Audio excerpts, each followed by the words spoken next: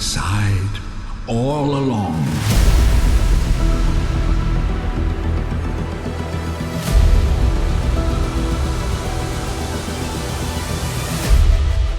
My guiding moonlight.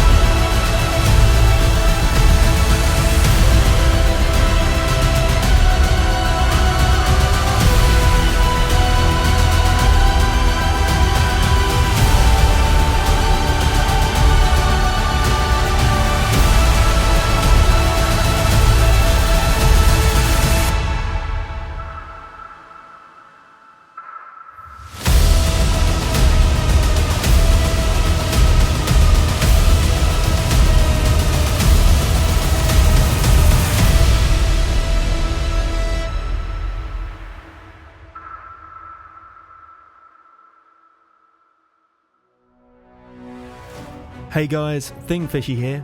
So make your character, pick the astrologer class, and grab a golden seed as the starting item. Now while we run to torrent, let's talk about this video. Welcome to build guide number 9. And I'm gonna say it, my favourite build that I've made in Elden Ring so far. The Moonlight Greatsword build. Now because of some quite unique things about this sword, and some changes that were made to it in patch 1.07, the Moonlight Greatsword works beautifully both as a pure int weapon and a strength int weapon. I'm going to go into detail about how to optimise this weapon for both later on in the video. So this run is a tale of two halves. The first half of the game is probably the most challenging of all the builds I've done so far, because we go straight for the Moonlight Sword. However, the late game is a completely different story.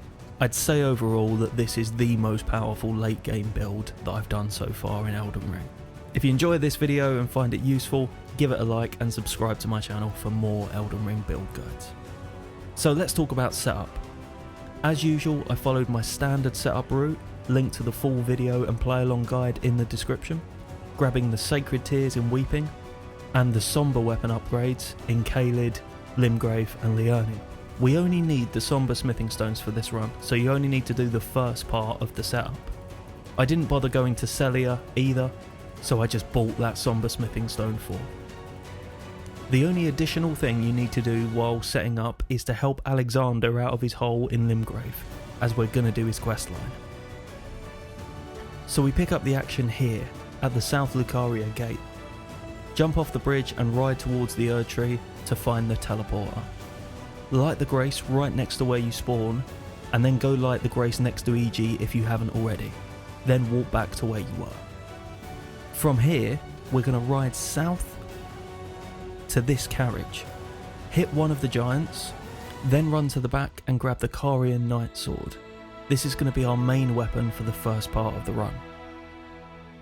Now ride back towards the Grace and hug the cliffs on your left as you ride north. This will bring you to the Intelligence Knot tier. Now walk back to Lena's Rise in Caelid. Jump onto the side of the bridge and wait for the cavalry to do his jump attack. If it looks like he's going to hit you, you can just quit out. When he's jumped off, warp to Fort Fareth. Equip the Morning Star and the Bleed Grease and kill Grail, popping a pickled Foulfoot as he dies. Now level up at the Grace. From here we're going to ride north to the Divine Tower of Caelid and right up to the top, as we need a bit of extra cash for this run. From the Grace at the top, do some very careful platforming down to this ledge to grab the Newman's Rune.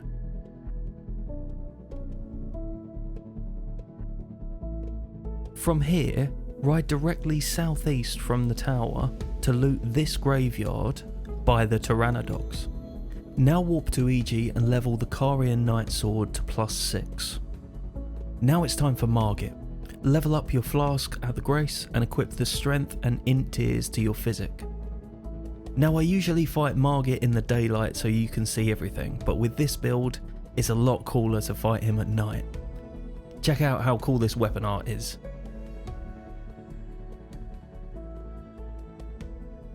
Brilliant, well that went well. So the Carian Knightsword has a really interesting and unique charged heavy attack that incorporates a block at the start. This is great fun to try out with Margit, but it's probably not the best option because of the relatively small damage. The weapon art is great for this fight though. Margit gives you plenty of time to fully charge it, so just sneak it in between his attacks for a very easy fight. Run through Stormvale to the secluded cell and go grab the cracked pots from the pot friends nearby.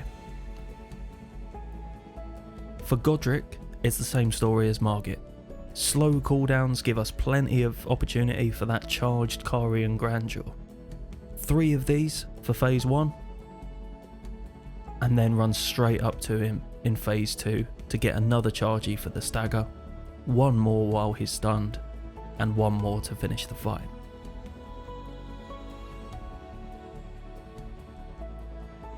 Now head to Raya Lucaria for Red Wolf. Now he gives us far less time to get a fully charged weapon art, but you can get one in safely on the jump attack, or by just going for it while he's idling. If you're less familiar with the moveset, R1s might be safer here, the DPS is great. Now Renala has insane magic resistance, so we're going to need to be a bit stronger to beat her. Head back to the first step, ride into Argyll Lake and to the Dragonburnt Ruins, down into the cellar and open the chest to get to the Celia Crystal Tunnel.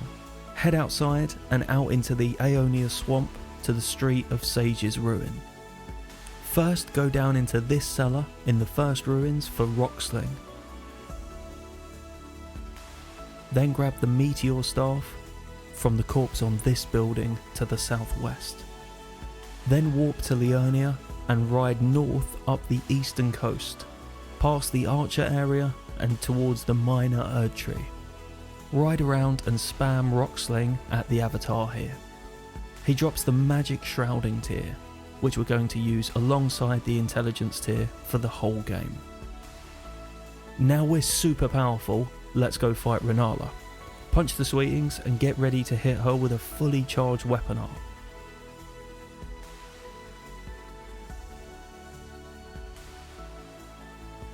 Okay, understandable, have a great day. Head to Caria Manor and up to Loretta. Thankfully our weapon art here does a lot more damage. Use those slow wind-ups to get them in for a very easy fight. On your way to Rani, stop off at these ruins and head down to check out Seluvis's creepy puppet dungeon. Speak to Rani and then go speak to all the lads. Now we need a few bits for the next bit, so head up to the Altus Plateau and ride northeast for the Highway Junction Grace. Then northeast again to get to this little clearing here. Drop down and grab the amber starlight shards in front of the statue of Mikola and Melania. Now walk back to Weeping Peninsula and up the Spirit Spring to grab starlight shards.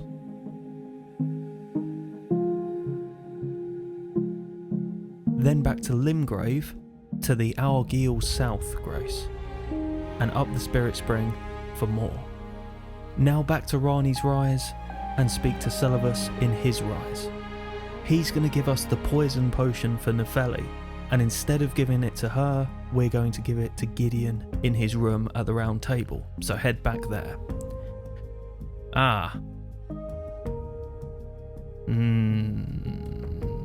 No, I can't do it. I can't do it. Okay, so if you didn't know, you have to speak to Enya for Gideon's doors to open. That was a close one for Nefeli for a second there. Speak to Gideon and hand over the potion to him. I wish we could make him drink it. Then head back to Seluvis and ask him about his weird dungeon. He'll then offer us a puppet. We need both, and the first one is free, so grab Let Me Solo Her, as he's the more valuable one, as you'd expect. Then pop the Newman's Rune we got from Kaled and buy all of his spells. Now he'll finally reveal his scheme and give you the Magic Scorpion Charm. Equip this and leave it on for the rest of the game. Now head to Volcano Manor for Godskin. There are a few different approaches to this fight. You can go for charged weapon arts while he's idling, or parries and charges as he stands up. For phase 2, as soon as he starts rolling, get him stuck on a pillar. From here you can get 2 or 3 Carian Grandeurs in for a stagger. Miss the riposte, then finish him off with some heavy attacks. The Carian Knightsword does surprisingly good poise damage for its size, so watch out for staggers.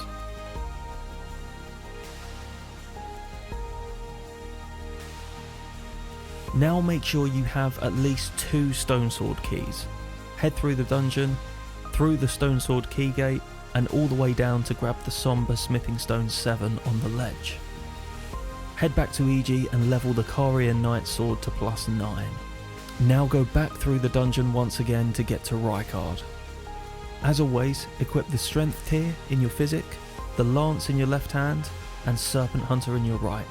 Do crouching L1s for the whole fight to stagger him out of all of those dangerous attacks.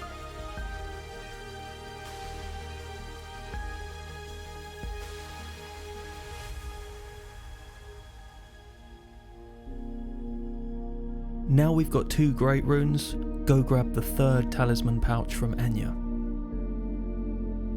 Head to the Outwest Plateau and swap your physics back. Now for the Draconic Tree Sentinel at Lindell. Now the weapon art does really good damage here, but this guy isn't going to give us enough time to fully charge it. So the best strategy here is just to stick to standard R1s with some parries. If you're not confident parrying the Tree Sentinel, check out my guide on it. 1 parry, 2 R1s, a couple of steps forward, and 2 more R1s.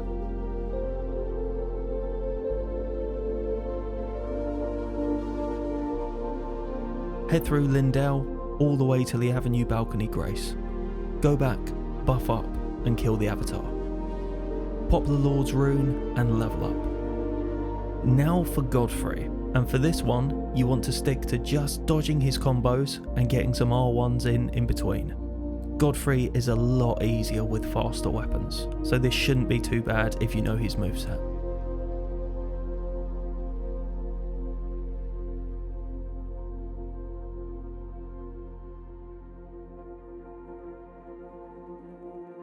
Now it's time for Morgott. Yeah, we're gonna come back to him. Warp to Caelid and ride all the way south to Castle Redmane for Radahn. As usual, ride backwards at the start of the fight to despawn him and skip the run. Now, although we're only hitting for around 400 damage, and this build doesn't feel quite as strong as it usually does for Radahn, the speed of this weapon means that our DPS is nearly enough to one-cycle him. Just stick to R1s and get stuck in. Between those scripted moves in phase 1 and the big one at the start of phase 2, you have more than enough time to kill him safely. Pop his rune, level up, and talk to Alexander. Now head to the Altars Plateau and up around Volcano Manor to the Seathwater Terminus Grace. Now the last time that we did Alexander's questline in a guide, we went all the way down to Siofra for the oil pots and freed him in Liurnia. But in the comments one of my viewers said that you can skip this if you come straight here after Radahn, and that's absolutely spot on, so that saves a lot of time. If you guys spot anything else that I'm doing in these quest lines in a suboptimal way, do let me know in the comments, as this saved a whole load of faffing around. Now head down into Nokron, all the way to the Fingerslayer Blade in the Knight's Sacred Ground. Take it back to Rani for the inverted statue, then to the Carian Study Hall and up to the top for the Curse Mark of Death. You can now use the teleporter in Renna's Rise to get to Ainsel River. When you spawn in, the miniature Rani item is right in front of you, so make sure you grab that. Yes, I missed it. Then exhaust her dialogue at the Grace.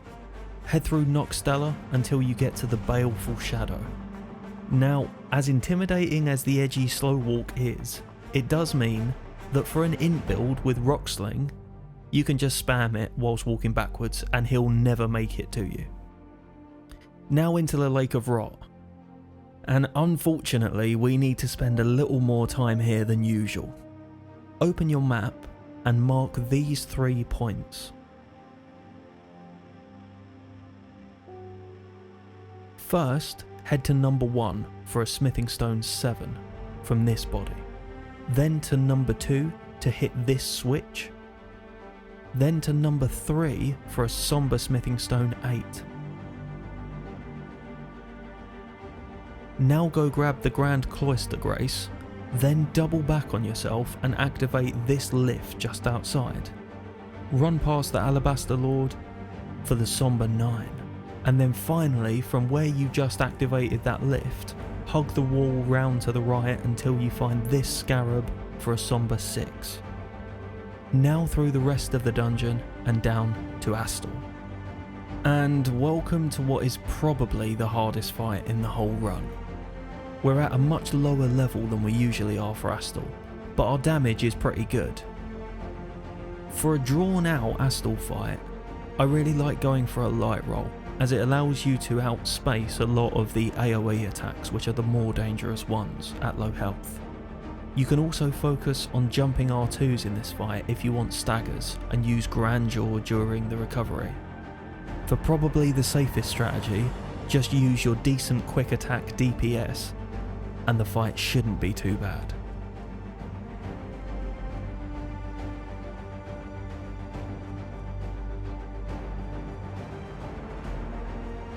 Now head back to Rhea Lucaria, as the only thing that now stands between us and our main weapon is Renala. We're super high level for her now, and with a +9 weapon, but even so, this is still probably a harder Renala fight than any of my build guides so far. Just goes to show how mad her magic resistance is. Happily, we do have a lot more health than usual, so we don't have to play particularly well.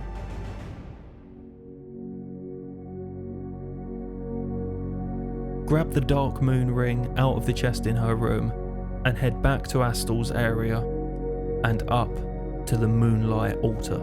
Can I just say how much of a masterpiece I think this area and questline is?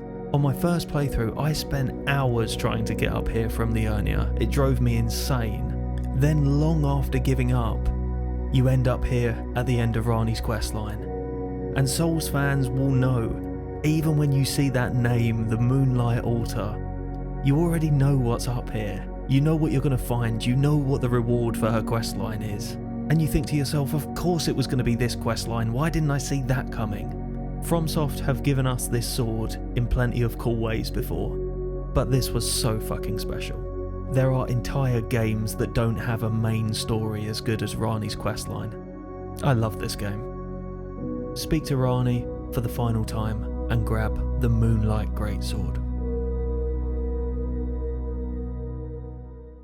Now just before we level it up, jump back to Mount Gelmir, to the Bridge of Inequity Grace, up the Snake Eater ladder to grab the Somber 6 on the cliff. This is for later. Head back to EG and level the Moonlight Greatsword to +9. Now let's talk a little about this amazing sword. The weapon art is a buff that uses a tiny amount of FP and lasts for 60 seconds, which is ridiculously good. Now, despite the Moonlight wave attacks being R2s, they also count as weapon arts, and so are buffed by Alexander's Shard.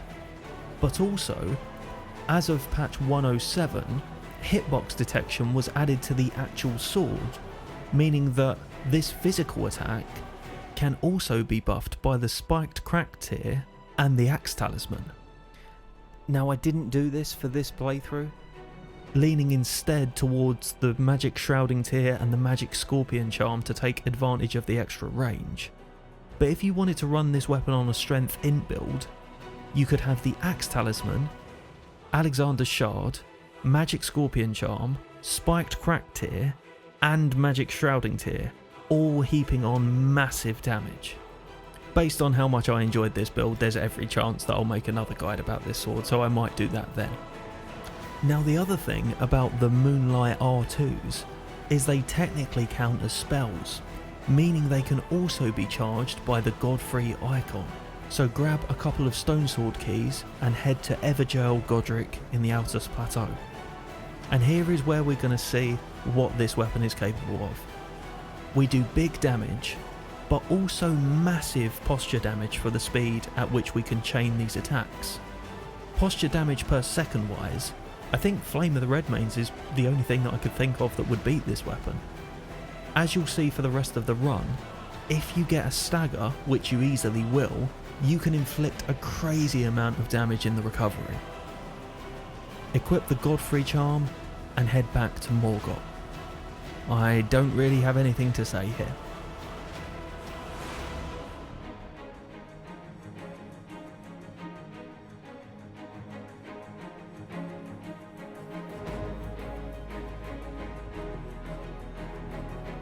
Now head towards the rolled lift. I swear to God, this guy only ever chases me when I've forgotten to level and still have all of Morgott's runes. Take that as a warning and level up in the Forbidden Lands if you have a bad feeling about the giant on the bridge. Head to the mountaintops and get smashed immediately in the face by the giant on the bridge. Then as soon as you come off the bridge, kill this giant scarab for a somber 8. Now head up past the Snow Valley Ruins Grace. When you get to the lake, instead of heading right as usual, follow it round to the left and all the way to the Shack of the Lofty for some exquisite fashion. People who like wearing decent armour must hate this channel. At some point I promise I'll make a build where I actually level endurance and wear some decent armour. Let me know in the comments what some good defensive armour sets are in this game, maybe we'll do that soon. Anyway, for now, we've got a strong look, so head to the Freezing Lake Grace. From here, head around to the left and head southwest as if you were heading to Castle Sol. Keep an eye out for a ledge with a mariner on it to the right. Jump down and bully him. He's the most hilariously weak enemy in this whole area, so you'll be fine. He drops the Helfen's Steeple. Head around the map to the bridge directly above the Snow Valley Ruins Grace for the +9 Somber. Then head back to EG and level it up to +9. So now put Helfen's Steeple in your left hand, two-hand it and use its weapon art. Then dual wield and hit L2 for the Moonlight buff. So now we have two similarly scaling greatswords, each with 60-second buffs that use almost no FP. You have your dual wielding moveset and jump attacks on your L1, and your Moonlight attack on your R2. As you'll see, I was kinda besotted with my big blue sword, so I didn't really use the steeple for the rest of the run, but this is such a cool setup for a dual wield. Now for Fire Giant. Hit the foot with Moonlight attacks in phase 1. You'll stagger him easily and should be able to get it done without him rolling away. I missed the opportunity here, but this is a really easy Fire Giant phase 1. For phase 2, get 2 on the hand for a stagger, swing the camera around and hit the eye for bonus points, then get another on the eye instead of riposting. On the vast majority of builds, hitting Fire Giant's eye with an R2 is better than taking the riposte, but my reflexes are far too gone for this. After this, just Moonlight his leg. That's by far the easiest Fire Giant fight I've done in Elden Ring. Speak to Melina and burn the Erd Tree. Now as usual we run through Faram Azula, all the way to the Transept Grace, before heading back to Carley at the Church of Ella in Limgrave for 3 cracked pots, to the Saints Bridge Grace and across the bridge for another cracked pot from the Merchant, then to the Ball Prawn Shack and south into the village of the Albinaurics for any extra mushrooms or Centrina's lilies that you need, and the first half of the secret medallion. Head back into Faram, craft your sleep pots and head in and put the sticky bandits to sleep. 4 moonlights will kill them, so it's a super simple fight.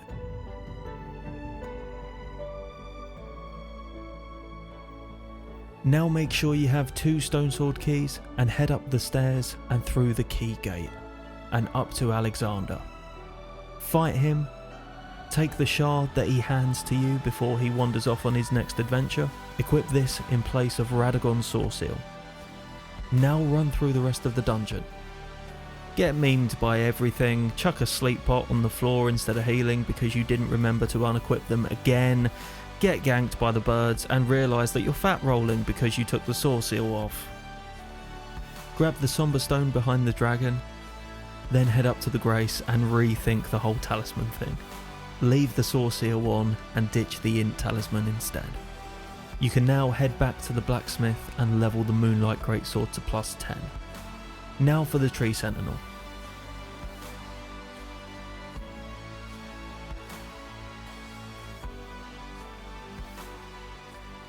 Yep, easiest Tree Sentinel fight. Now for Beastie Keth. And a really safe strat for Beast Clergyman would just be using jumping L1s to punish all of his attacks.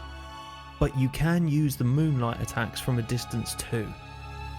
Little tip, if he ever goes over here while you have a range build, you can just stand here and he'll get stuck in the corner.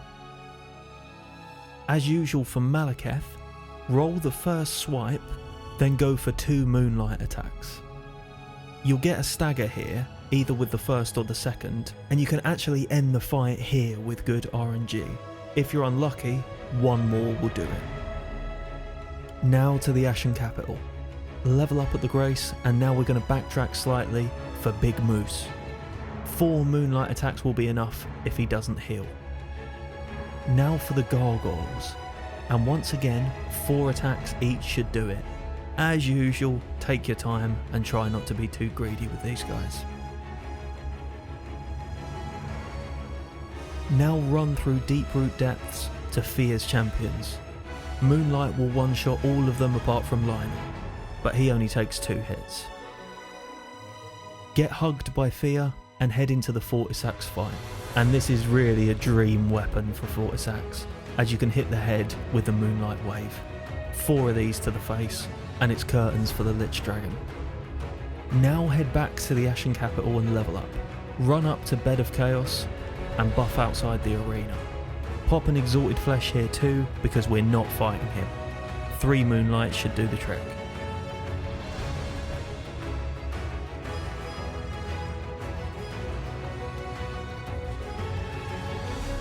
Now for Godfrey. Much like the Blasphemous Blade, the Moonlight Greatsword allows you to use range to hit him during his stomp attacks. But unlike Blasphemous Blade, you will get a lot of staggers here too. Whenever you do, just keep spamming Moonlight after rather than riposte. As you can see here, we can just chunk damage whenever we get a stagger.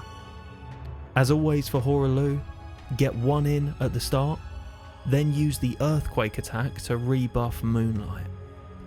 Then do a single Moonlight after every grab attack, and 1 after the double slam to finish the fight. And I think that's the easiest Godfrey fight. Now for Radabeast. As usual, get a couple of attacks in at the start. And rather wonderfully, you can hit him with a Moonlight during his jump attack, meaning that you can get a stagger straight after he lands, and skip his entire phase 2 by attacking while he recovers from this. Now for Elden Beast.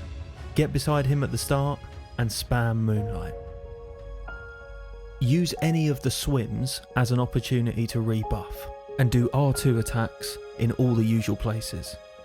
The twist with this build is that you will get a stagger here around mid-health, and you can then use the longest recovery time in the game to skip his whole phase 2 entirely. Not even the ridiculous pest thread damage we did on the Faith build allowed us to completely skip phase 2. Level up and head to Castle Sol for Commander Nile. Again, we have another very easy fight here. 1 shot the right summon, then the left. For the Commander, you can use Moonlight while he idles, or for the safer strat, keep your distance and bait this little tornado attack he does, and use Moonlight just outside of the AoE.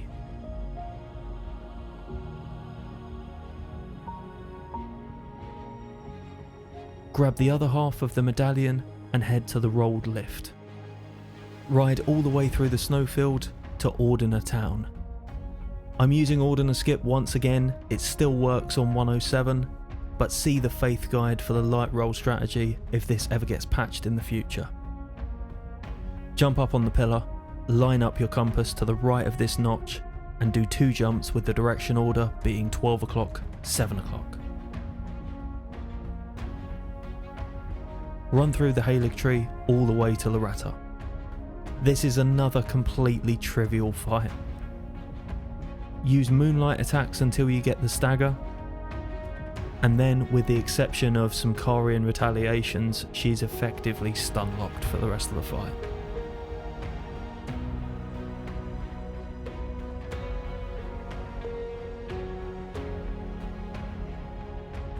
Run through the rest of Elfil, and if you're using the Health and Steeple more than I am, you can grab the Ancient Dragon Somber in this room here. Head all the way through and light the Grace by Melania. Now walk back to Ordina Town and head southwest to the Mogwin teleporter. Jump onto this ledge to cheese the invader, and then head through the dungeon and straight up to Moog. If you're thinking we haven't picked up the Purifying Tear, you're right. And that's because, unless this is only your second playthrough or so, or you don't really know how to fight Moog too well, you're not going to need it. Moonlights will deplete his health fast enough to effectively stunlock him and almost kill him in the first phase before Nihil. Heal through Nihil and hit him with more Moonlights at the start of phase 2. You should get a stagger relatively easily, and from there the fight's over. Now head back to Farum for Plassey. We start the fight as usual by running from front to back, attacking in between the lightning. We want to get 5 in here, so you can tank one of the lightning strikes to achieve this, if necessary. When he staggers, get 2 Moonlights on the head, then just keep spamming at him until he flies away for most of his health done in the first part of the fight. From here on in, repeat the same strategy if you see the lightning storm again, and punish the claw attacks as usual for what I think is probably the easiest Plassey fight in a guide so far. And finally, Melania. There's 2 options I'd recommend here. The first being a jumping L1 strategy with the Steeple and the Moonlight Sword. You can use exactly the same strategy as we used in the dual wield bleed build, keeping your distance and hitting L1s when you can. The one I went for, however, rather predictably, was parrying. Parry her 3 times, take the riposte, then hit her with Moonlight. If you're not confident with parrying Melania, check out my in-depth guide. If you do take this approach, do yourself a favour and grab the buckler, as parrying Melania with a small shield can be a little rough. Once again, I'm going for a light roll setup so I can do the light roll waterfowl dodge. Run away from it or do 3 rolls backwards, then dodge the second part with 3 rolls, 1 o'clock, 1 o'clock, 6 o'clock.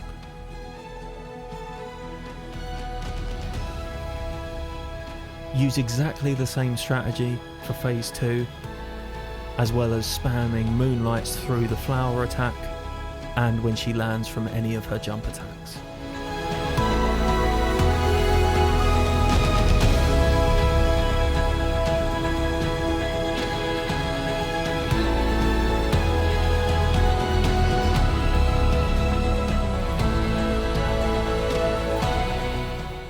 And that's it, the Moonlight Greatsword build. If you've enjoyed this video, give it a like, let me know what other builds you'd like to see me cover in the comment section, and subscribe to my channel for more Elden Ring build guides. As always, thanks for watching. See you soon.